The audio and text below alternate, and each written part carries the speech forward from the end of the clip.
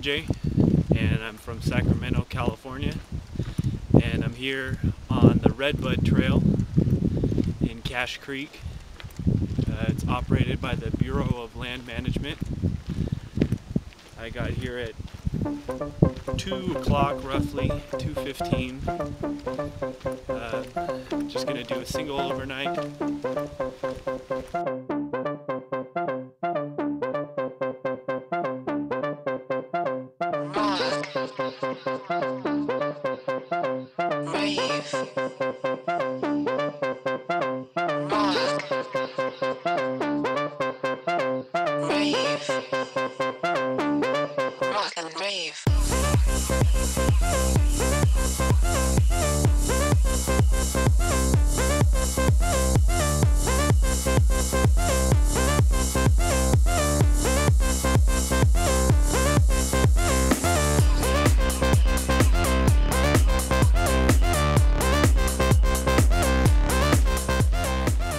Got a late start. Originally I left my house sometime after 11, and I made it maybe 25 miles outside of Sacramento, probably closer to 30, and I stopped to get gas because I knew I wouldn't have enough to make it back on the return trip, and I realized I forgot my wallet, so I had to backtrack. Cost me probably an hour time. I'm at the top of the ridge now, and I'm at a trail junction with the Perkins Ridge and the Redbud Trail. Down below me here, I can hear the Cache Creek, and it's really raging. So we'll see if I'll be able to cross it. I doubt it. But I could always camp on this side of the creek. I don't even know if I'd call it a creek. I'd call it a river. I could see it. That's pretty crazy. Anyway, I'm going to continue on down the Redbud Trail here to the right.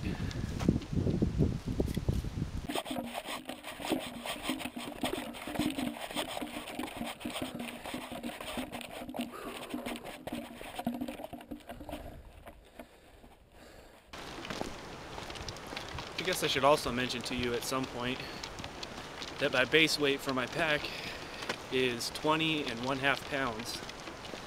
So I've got the weight down significantly for this trip since it's only an overnight.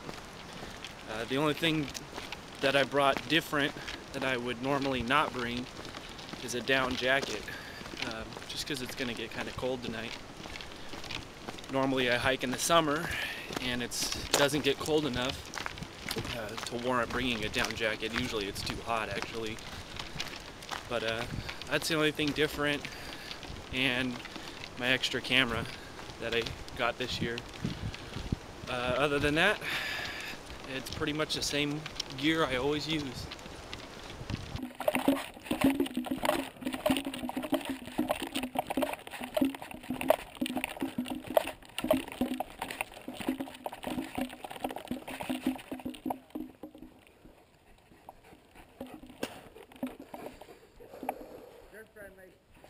I'm sure.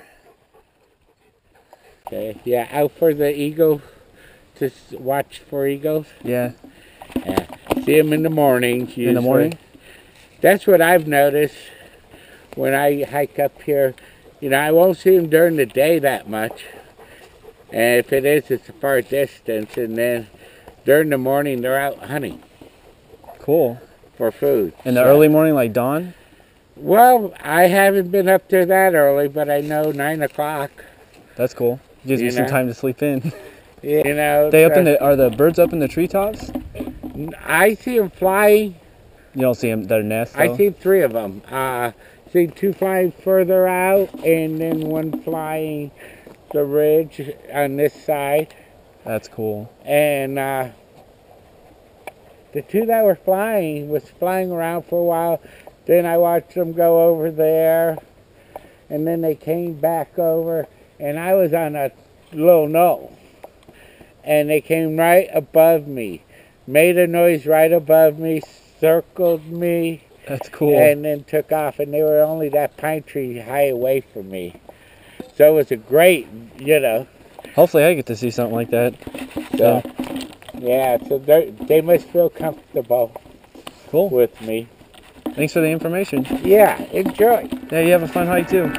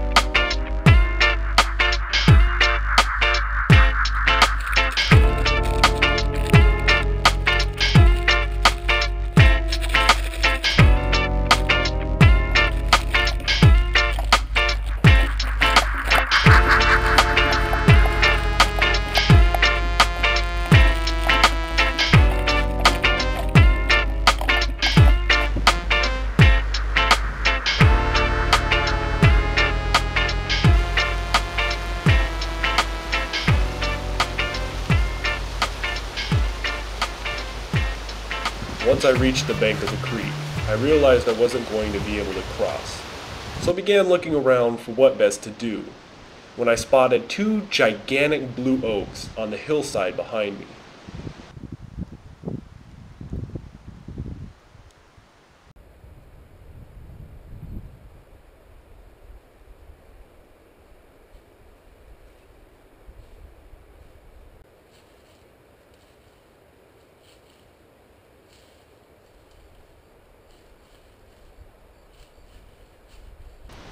The first thing I like to do, as I'm sure many of you like to do, is to get my hammock and tarp set up. I don't know why this is, but it's just how I roll.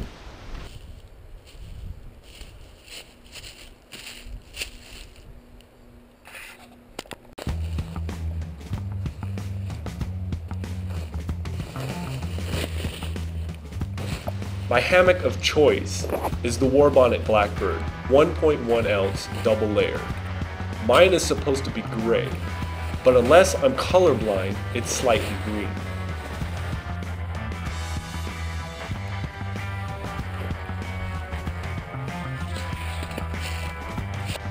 I've been toying with the idea to get smaller tree straps to reduce weight, but I haven't because of situations like this, where the trees are either too far apart or too large around. I'm glad I had the longer straps Brandon sent with the Blackbird. I use whoopee slings to attach my hammock, so I have to tie on toggles using the Marlin spike hitch. These toggles I got from Paul at Arrowhead Equipment, and he's a great guy.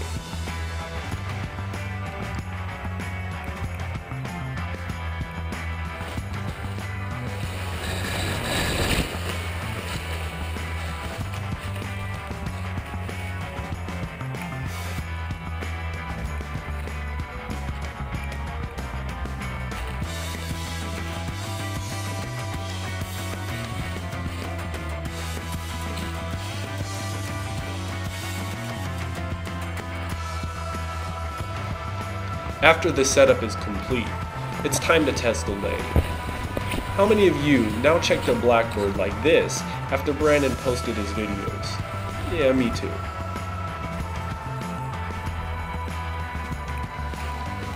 Once I have it right, I throw up my tarp. Well, not literally throw it up. Never mind, you get the picture.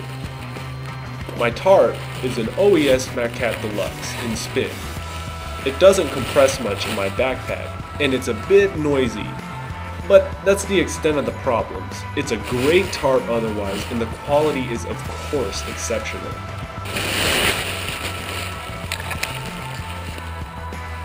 I start by wrapping one end around a tree and attaching it with a mini carabiner. I have a figure 9 on the opposite end. I originally only wanted to use knots, but seeing the simplicity of the figure 9 in action was too hard to ignore. Once again, I'm glad I put a long ridge line on this tarp because it barely made it. I'm using spear no tangle line exclusively on my tarp. It's lightweight and easy to work with. All of my guy out points are secured with a blunt line hitch and a taut line hitch to the stakes and the ridge line.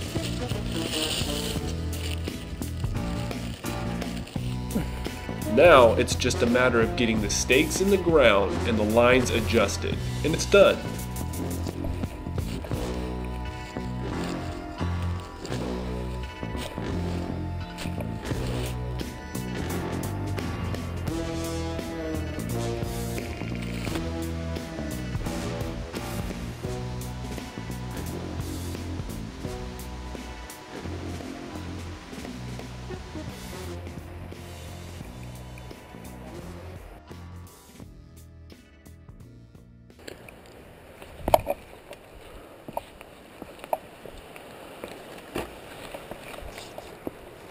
Now after setting up, the sun was dipping low over the hills, so I decided I better make myself dinner.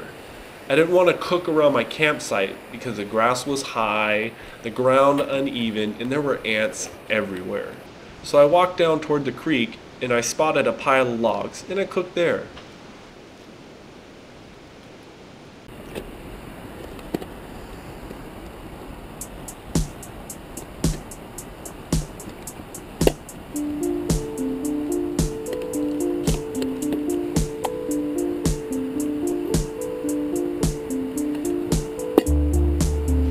I know what you're thinking, and no, I don't have a drinking problem. Inside this bag is where I store my kitchen. My new do-it-yourself caldera cone, fire steel, alcohol fuel, squishy cup, fuel measurer, quickie alcohol stove, except mine is made from a Tabasco spicy chocolate tin, squishy bowl, and my MSR Titan tea kettle.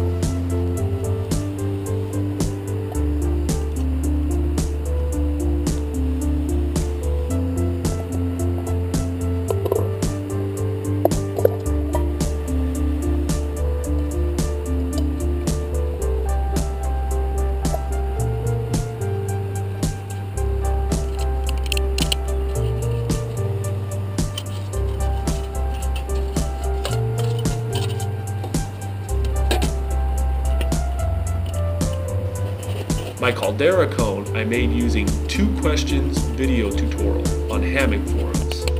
I need to change the handles on my kettle though because they get way too hot and I can't grab them. This is probably why he changed his in the video.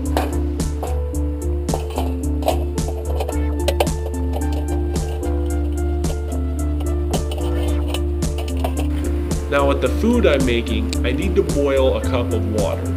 So I look at how much water I have in my bottle and mentally mark where the water should be if I use 1 cup. I pour some water in my pot and then pour it back into the bottle until I know I have around a cup left in the pot.